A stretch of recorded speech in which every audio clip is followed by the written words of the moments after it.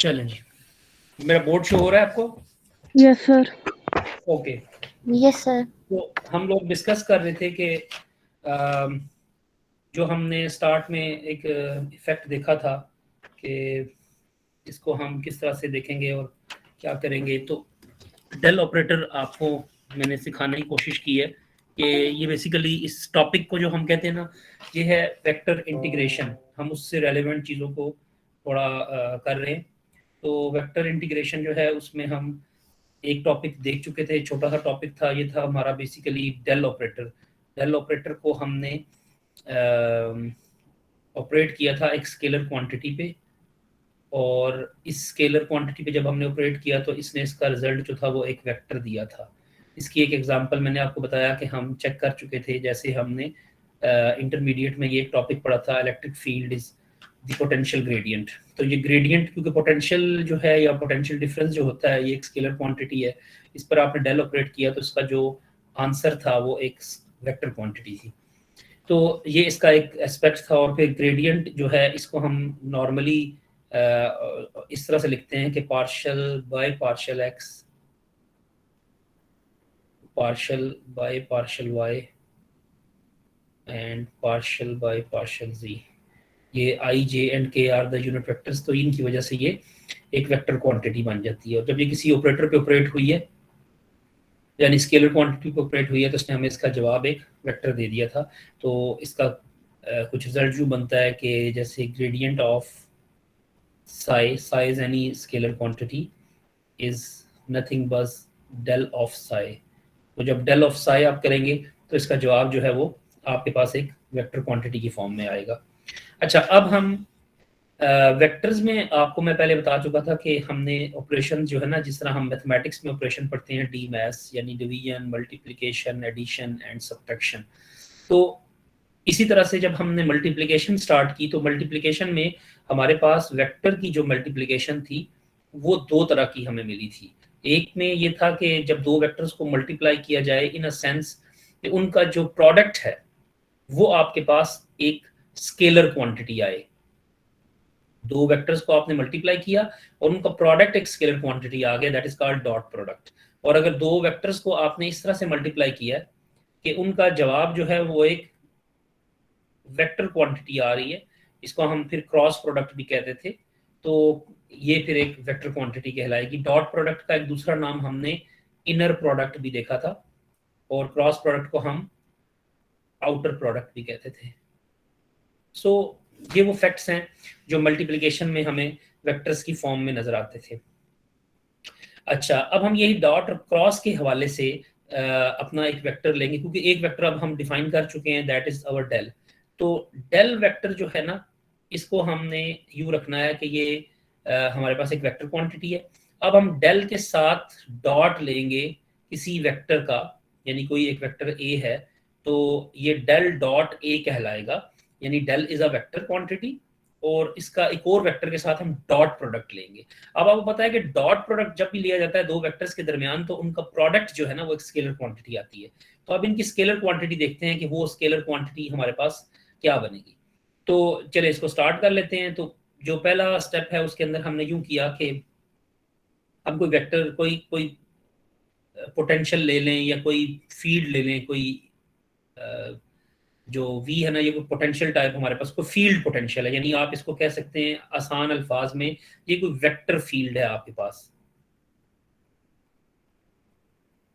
ठीक है, तो और वेक्टर फील्ड है तो इसका मतलब है कि इसको फिर हम यूं भी लिख सकते हैं कि V of x I unit vector, V of y j unit vector and V of z k unit vector. अगर ये थ्री डायमेंशनल है ये V, तो ये हमने एक पोटेंशियल डिफाइन कर दिया या एक फील्ड वेक्टर फील्ड डिफाइन कर दिया। अगर हम इसका आप डाइवर्जेंस लेना चाहते हैं, यानी डेल डॉट ऑफ V लेना चाहते हैं, तो इसको हम यूं भी लिख सकते हैं डाइवर्जेंस ऑफ V। ठीक है, तो ये डाइवर्जेंस ऑफ V जो है इसको फिर हम कैसे लिखेंगे कि डेल की जगह पर हमें लिखना पड़ेगा partial by partial x i plus partial by partial y j plus partial by partial z k. ये तो आपके पास आ गया डेल ऑपरेटर, साथ आपने यूज किया डॉट, और फिर आगे आप v को लिखेंगे, तो v x i v y j plus v y k, ये आपके पास कंप्लीट हो गया। अच्छा, अब इसका मतलब है कि जो डेल डॉट वी है ये तो बिल्कुल वैसा ही होगा जैसे ए डॉट बी आप करते थे, आई को आई से मल्टीप्लाई करेंगे, क्योंकि आई डॉट जे करेंगे तो आंसर 0 हो जाएगा, cos 90। इस तरह जे और के दरमियान, के और आई के दरमियान, तो सिमिलरली सिर्फ आपके पास जो टर्म्स बचेंगी, क्योंकि आप अगर 3 टर्म्स को 3 से मल्टीप्लाई कर रहे हैं तो आपके पास इन टोटल 9 टर्म्स होंगी। उनमें से 6 टर्म्स जो हैं आई डॉट जे वाली, जे डॉट के वाली, के डॉट आई वाली, आई डॉट के वाली, के डॉट जे वाली, तो ये टर्म्स जो है ना, 6 टर्म्स जो हैं cos ऑफ 90 की वजह से 0 हो जाएंगी, तो रिमेनिंग सिर्फ आपके पास I dot I, J dot J और के डॉट के वाली टर्म में बचेंगी। तो आई डॉट आई आपको पता है कि उनके दरमियान, आई और आई के दरमियान एंगल 0 है, तो cos 0 1 हो जाएगा, और आई और आई का मैग्नीट्यूड भी 1 है, तो सो आपके पास जो चीज रिमेनिंग रह जाएगी वो रह जाएगी partial by partial x of v x, partial by partial y v y, partial by partial z of, sorry, v of z. So तो ये आपके पास पार्शियल एक्स वाई, और ये सॉरी मैंने यहाँ जी लिखना है, तो ये आपके पास एक स्केलर क्वांटिटी बचेगी, क्योंकि इसमें आप आई डॉट आई आप आपको नजर नहीं आ रहा। अच्छा, अब ये तो जी इसका बेसिकली क्या हमने किया है कि डेल डॉट ए हमने लिया, तो ये डेल डॉट ए जो है ना, ये आपके पास एक्स के रिस्पेक्टिवली एक्स का पार्ट, वाई के रिस्पेक्टिवली वाई का, और जी के रिस्पेक्टिवली जी का पार्ट आपके पास आ गया। तो डाइवर्जेंस ऑफ ए जो है ना, इसको अब हम, ये तो इसकी एक मैथमेटिकल सी हमने एक ट्राई की है, तो अब हम इसकी फिजिकल इंटरप्रिटेशन को अंडरस्टैंड करने की कोशिश करते हैं कि अगर हमें फिजिकली कोई सिस्टम मिले तो उसकी डाइवर्जेंस को हम कैसे कैलकुलेट करेंगे। अच्छा, एक बात मैं इन एडवांस आपको यहाँ लिख देता हूँ, इसको बाद में हम प्रूव करने जा रहे होंगे कि जो डाइवर्जेंस ऑफ वी है ना, वो बेसिकली आपके पास सॉर्ट ऑफ फ्लक्स है पर यूनिट वॉल्यूम, ठीक है। यानी divergence of v is nothing but flux per unit volume of a vector field, यानी ये वेक्टर फील्ड ही आपने ली थी, तो इसका ये वॉल्यूम कहलाता है। अच्छा, अब एक बात और भी अपने जहन में रखनी है आपने कि जो फ्लक्स होता है ना, फ्लक्स फ्लक्स नॉर्मली हम 2D के अंदर देखते हैं, यानी 2 डायमेंशनल स्पेस में हम इसको देखते हैं। तो इसको 2 डायमेंशनल स्पेस है, तो इसका मतलब है कि हमारी जो मैथमेटिक्स होगी वो 2 डायमेंशंस में होगी। तो अब फ्लक्स ऑफ पी जो है ना, वो हम इसको किस तरह के कार से मालूम करते हैं। अगर फॉर एग्जांपल हमारे पास कोई कोई वेक्टर पी है और उसका हमने फ्लक्स मालूम करना है, तो ये बेसिकली कहलाएगा पी, और किसी सर्टन एरिया में से हम लेट से डेल्टा एस कह देते हैं, पी डॉट डेल्टा एस, तो इसको हम लिख सकते हैं P D S cause of theta. अब आप अगर डी एस इसका जो एलिमेंट है उसको हम अलग करते हैं, तो ये पी का कॉज ऑफ थीटा भी बन सकता है। और अगर हम P हमारा कांस्टेंट है, वो एंगल नहीं बना रहा और एंगल DS बना रहा है, तो फिर ये DS cos थीटा भी बन सकता है। तो इसके दो, थीटा के दो पार्ट्स हो सकते हैं, जो चीज़ एंगल बनाएगी उसको हम लेते हैं। अच्छा, एक और बात भी आपने जहन में रखनी है कि जब एरिया हम डिफाइन करते हैं ना, जैसे ये स्क्रीन आपको नजर आ रही है, ये स्क्रीन क्यों नजर आ रही है कि ये बिल्कुल आपकी आंखों के सामने है और ये स्क्रीन बेसिकली परपेंडिकुलर बनती है। तो एरिया अगर हम कोई डिफाइन करें तो एरिया का हमेशा एक नॉर्मल होता है, नॉर्मल हमेशा एरिया के परपेंडिकुलर होता है, और यही नॉर्मल, इसीलिए एरिया की वेक्टर क्वांटिटी, हम एरिया को वेक्टर क्वांटिटी के तौर पर भी ट्रीट करते हैं। तो इसके ऊपर हम अगर किसी जगह पे एरिया लिखा हुआ है और उसके ऊपर एरो हेड लगा हुआ हो, तो इसका मतलब ये होगा कि ये जो एरिया आपको नजर आ रहा है, इसके परपेंडिकुलर जो वेक्टर है ना, वो इसकी डायरेक्शन को शो करता है। तो अगर कोई फॉर एग्जांपल ये इस डायरेक्शन में है और कोई वेक्टर जो है वो इस डायरेक्शन में मूव कर रहा है, लेट्स से अगर ये ds था आपके पास और ये वो वेक्टर p है, तो इसका मतलब है कि ये p जो है ना, ये एंगल बना रहा है थीटा विद दी नॉर्मल के साथ। तो इसलिए वेक्टर एरिया का जो थीटा है वो हम नॉर्मल के साथ रिस्पेक्टिवली उसको चेक करते हैं, ये हम ऑलरेडी देख भी चुके हैं। अच्छा, अब फिर हमने ये किया कि अब हम डाइवर्जेंस, बेसिकली हम प्रूव करने जा रहे हैं कि जो डाइवर्जेंस ऑफ v है ये बेसिकली फ्लक्स है पर यूनिट एरिया। तो उसके लिए आप छोटा सा ना एक मैं थोड़ा बड़ा करके बना देता हूँ, छोटा तो नहीं कहना चाहिए, हम अपने एक्सिस डिफाइन करते हैं। अच्छा सॉरी, ये अब थोड़ा टेढ़ा मेढ़ा ही बनेगा, क्योंकि लेट से ये हमारा एक एक्सिस है, एक्स एक्सिस कह लें इसको, और इस वाले को आप वाई एक्सिस कह लें, और ये आपका जेड एक्सिस है, ठीक है जी। अब इसके बीच में ना आपने एक छोटा सा लेंथ एलिमेंट ले लिया, एक क्यूबिकल शेप हम डिफाइन करने की कोशिश करते हैं। ये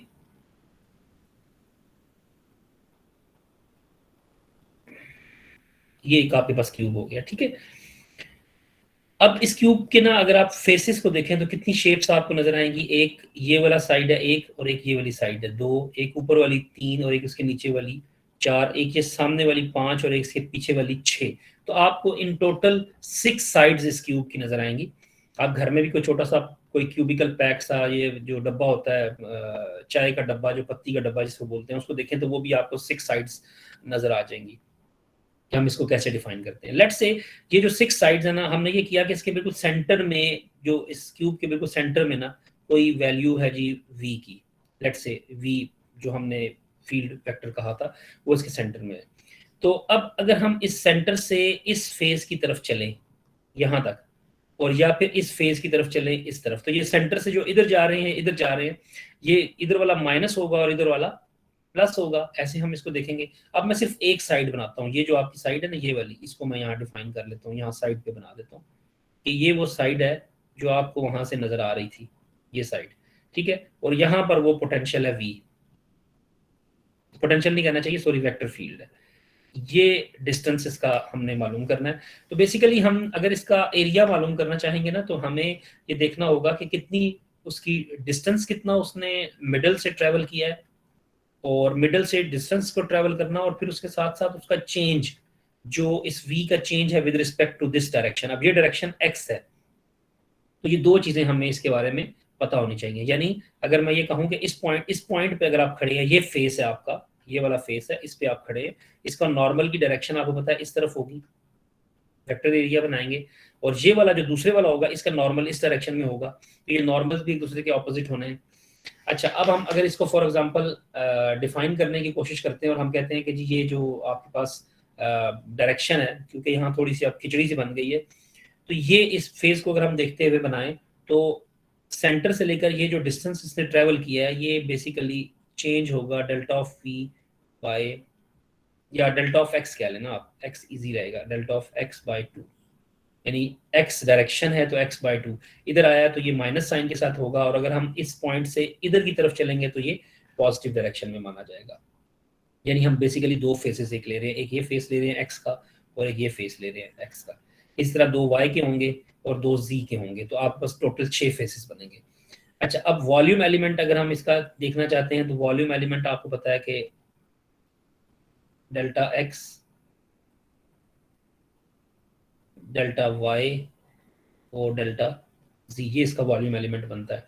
और जो कोई वेक्टर, लेट से अगर हमने v, अब क्योंकि वॉल्यूम के लिए v यूज कर रहे हैं तो मैं वेक्टर को p से रिप्रेजेंट कर देता हूँ ताकि हमारी कोई चीज मिक्स ना हो। तो जो वेक्टर है वो लेट से पी एक्स आई, पी वाई जे और पी जी के 3 डायमेंशन वेक्टर है हमारे पास। ये वेक्टर कैसे आ रहा है, ये वेक्टर यूं इस डायरेक्शन में एक वेक्टर है, कोई फील्ड वेक्टर, इलेक्ट्रिक फील्ड हो सकती है, मैग्नेटिक फील्ड हो सकती है, कोई और। तो ये एक वेक्टर p है जो इस डायरेक्शन में आपके पास मूव कर रहा है। अब अगर आप गौर से देखें तो ये वेक्टर जो इस डायरेक्शन में है, और ये जो फेस बना था ये वाला, इसका नॉर्मल इसके ऑपोजिट डायरेक्शन में, तो दोनों के दरमियान एंगल 180 बनेगा। लेकिन टू फेस में से जब वो गुजरेगा तो उसमें, और इस p और इस n, जो इसका n है, इनके दरमियान एंगल जो होगा वो 0 हो जाएगा। ये अभी मैं आपको स्टार्ट में पहले ही बता रहा हूँ। अच्छा, इस एक फेस का एरिया क्या बनेगा, क्योंकि ये एक्स एक्सिस के अलोंग है, तो एरिया अगर आप इसका देखेंगे तो जो एरिया बनेगा इसका, एक तो ये वाली डायरेक्शन, ऊपर वाली डायरेक्शन यूं, तो ये अलोंग y है, और जो इस तरफ वाली डायरेक्शन ये अलोंग z है। तो जो इसका एरिया बनेगा इस एक फेस का, वो बनेगा डेल्टा y डेल्टा z, ठीक है। तो जब हम इस p को लेफ्ट से मूव करवाते हैं, लेफ्ट टू राइट, तो p का जो चेंज है ना, मैंने आपको भी बताया कि p का जो चेंज है वो दो चीजों पे डिपेंड करेगा। एक तो ये कि उसकी डायरेक्शन, डिस्टेंस कितना ट्रेवल किया, डिस्टेंस मैंने आपको बताया कि इस डायरेक्शन में तो वो डेल्टा x बाई 2 होगा, और नेगेटिव साइन इस डायरेक्शन के लिए और पॉजिटिव साइन दूसरी डायरेक्शन के लिए। और दूसरा ये कि जो वेक्टर p है उसका चेंज, उसके px कंपोनेंट का change with respect to x, वो उसमें कितनी तब्दीली आएगी, यानी change of p with respect to x। या अब यहाँ पे रेट ऑफ चेंज नहीं बोलेंगे, क्योंकि रेट ऑफ चेंज मैंने आपको बताया कि वो एक्चुअली हम बोलते हैं टाइम के लिए। तो p y power p y, और similarly p partial p by z by partial z जो है ना, ये टर्म्स आपके पास जीरो हो जाएंगी। जीरो इन द सेंस कि ये इसमें वर्क नहीं करती, यानी इनकी डायरेक्शन इस तरफ पी वाई में और पी जेड में हमारे पास कोई चेंज नहीं आ रहा, सिर्फ एक्स की डायरेक्शन में चेंज आ रहा है। सो अब हम अगर इसको लिखना चाहें तो इसका मतलब ये होगा कि पी एक्स और प्लस, अगर हम इस डायरेक्शन वाले को देख रहे हैं, सेकंड फेज वाले को, तो delta x by two partial p x by partial x. Similarly अगर हम ऑपोजिट डायरेक्शन वन वाले फेज को देखेंगे तो पी एक्स में से क्या माइनस होगा, माइनस साइन के साथ delta x by two partial p x by partial x. तो जो फ्लक्स होगा फेस वन या टू के लिए, दोनों को मैंने इकट्ठा करके लिख दिया है, फेस वन के लिए माइनस साइन के साथ और फेस टू के लिए प्लस साइन के साथ। तो अब जो फ्लक्स हम मालूम करते हैं, फ्लक्स का मैंने आपको बताया था कि फ्लक्स बेसिकली होता है कोई भी वेक्टर मल्टीप्लाइड बाय उसका एरिया। तो एरिया जो मैंने अभी आपके सामने डिफाइन किया वो था पार्शियल वाई पार्शियल जी, ठीक है जी। तो ये आपका एक एक्स डायरेक्शन के अंदर उसका एरिया निकला है, और फेस वन और टू के साथ हमने बनाया। तो अगर हम इसको ओपन करके लिखेंगे तो p x plus delta x by two partial p x by partial x delta y delta z for face number two, and p x minus delta x by two partial p x by partial x delta y delta z is for face number one.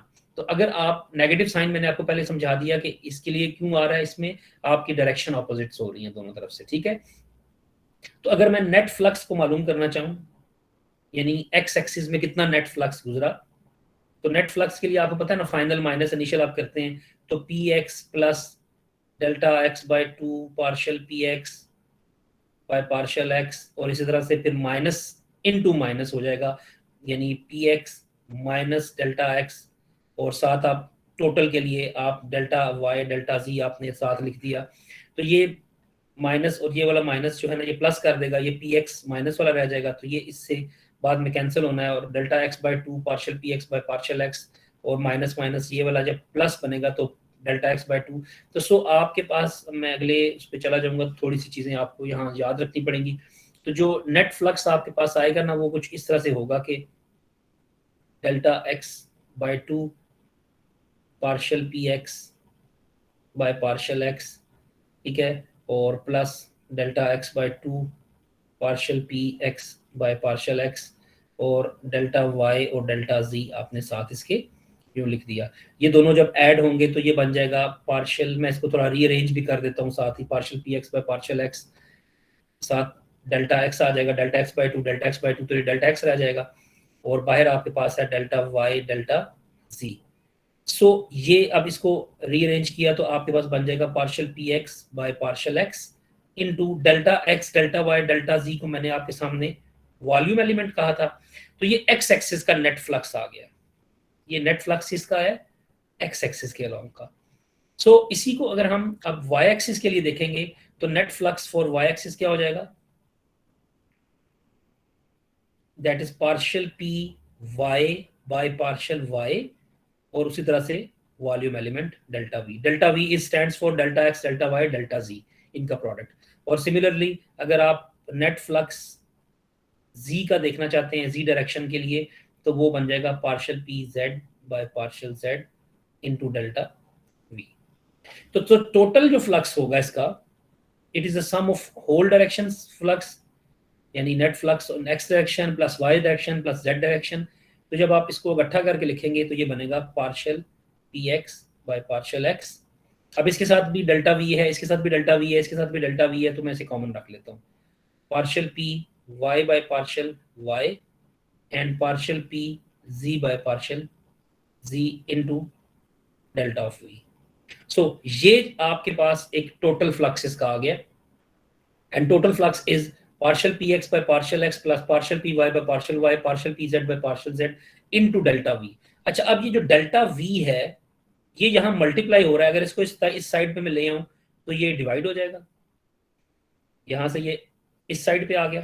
तो ये total flux per unit volume, या unit volume के लिए हमने किया ना, ये छोटा हमने वॉल्यूम पिछले लास्ट वाली स्लाइड में ये डेवलप किया था दिस वन।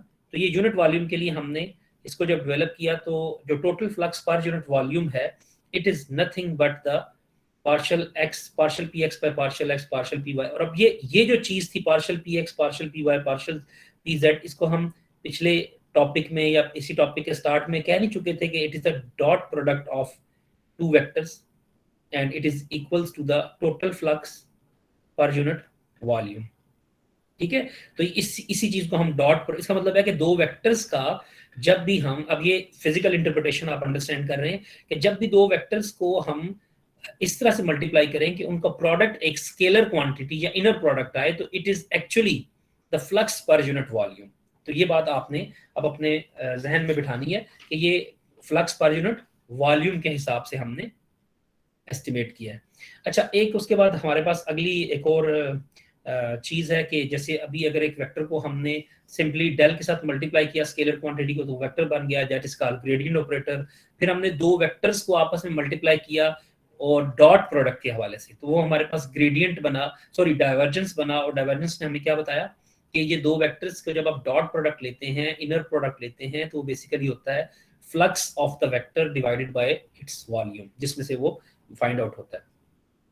अब दूसरा ये है कि अगर हमारे पास कोई वेक्टर, दो वेक्टर हो, अब एक वेक्टर तो हमें पता है कि वो क्या होगा, डेल वेक्टर। ठीक है, अगर हम इसका क्रॉस प्रोडक्ट किसी वेक्टर ए के साथ लें तो इसका आंसर क्या होगा, यानी ये बेसिकली हम अब अंडरस्टैंड करना चाह रहे हैं मैथमेटिकल ऑपरेशंस के लिए।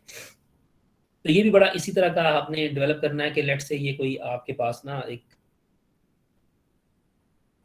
एक शेप है, ए बी सी डी और ए, यानी इसकी डायरेक्शन आपने यू लेनी है, ए बी सी और डी और वापस ए। अब ये कोई वेक्टर है, वो पुराना वेक्टर ही पी ले लें लेट से, ये इसमें से पास आउट हो रहा है।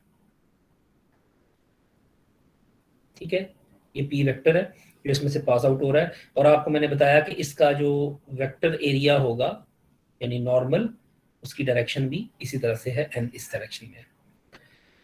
और एन जो है वो परपेंडिकुलर है पी के साथ, यानी सॉरी, अगर हम इसको मालूम करना चाहें तो अगर हम इंटीग्रेशन के पॉइंट ऑफ व्यू से देखें तो हमारे पास चार साइड्स बनती हैं, ए से बी, बी से सी, सी से डी, डी से वापस ए।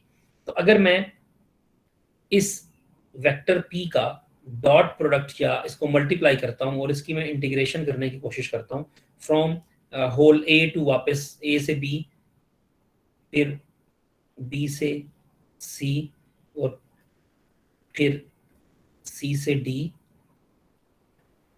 और फिर डी से वापस ए तक, तो ये मुझे इसका जो रिजल्ट होगा ना, क्योंकि इनके दरमियान एंगल जो होगा, हर एक के दरमियान आप देखेंगे कि एंगल इसका 90 डिग्री बनता चला जाएगा, और जब एंगल 90 डिग्री बनेगा तो ये सारी की सारी टर्म्स आपको जीरो आंसर देंगी।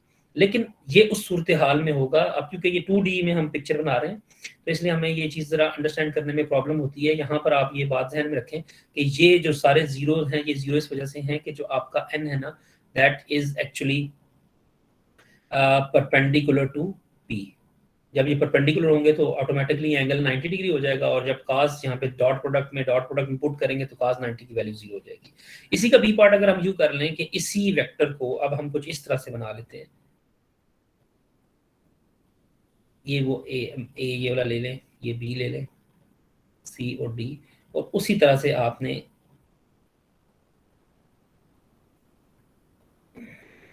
ये वेक्टर पी आपने इस डायरेक्शन में डेवलप किया है।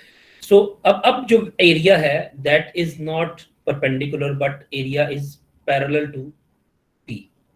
तो अब ये जो A B C D A वापस एरिया बनेगा, इसको अगर जब हम कैलकुलेट करेंगे तो हम यहाँ पे पहले से चीजें देख लेते हैं कि जो इसका है ना एरिया बी सी और डी ए, ये वाला B C and D A, ये इसका रिजल्ट आपके पास जीरो आएगा क्योंकि इसमें आपके पास वो 90 डिग्री वाला एंगल बनेगा इन दो साइड्स के लिए।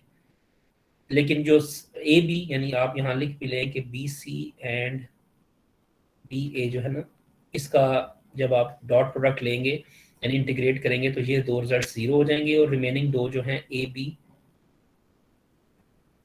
विच is not equal to zero and D C which is not equal to zero, ये अकॉर्डिंग टू डॉट प्रोडक्ट जो हम रूल लगाते हैं। सो इसका मतलब ये होगा कि अगर अब हमने curl of any vector P मालूम करना है ना, जैसे हमने यहाँ ए लिखा था कि इसको मालूम करना चाहते हैं, तो it is actually integration of p dot d r over its area, ठीक है। और ये इसकी मैक्सिमम वैल्यूज आएंगी, दो पे मैक्सिमम है, दो पे वो आंसर आपको 0 देता है। तो इसका मतलब है कि जो कर्ल ऑफ ए है it is the p dot d r over area बनता है, और पी डॉट डी आर जो है ना, इसको अब हमने मालूम करना है कि ये क्या चीज़ है, क्योंकि आपको भी क्लियर नहीं हो रहा होगा कि हम क्यों ऐसा लिख रहे हैं। तो ये जो पी डॉट डी आर है ना, इसको हम उर्फ आम में बोलते हैं लाइन इंटीग्रल, ठीक है, लाइन इंटीग्रल। तो लाइन इंटीग्रल के हवाले से मैं फिर अब नेक्स्ट लेक्चर जो है उसके अंदर मैं आपके साथ इसको डिस्कस करूंगा। इस लेक्चर को मैं यहाँ तक ख़त्म करता हूँ, फिर उसके बाद मैं आपके क्वेश्चन आंसर लेता हूँ, ताकि मुझे पता चले कि आपको क्या क्या चीज़ समझ नहीं आ रही, फिर हम उसके मुताबिक इसको जो है ना ख़त्म करते हैं, ठीक है।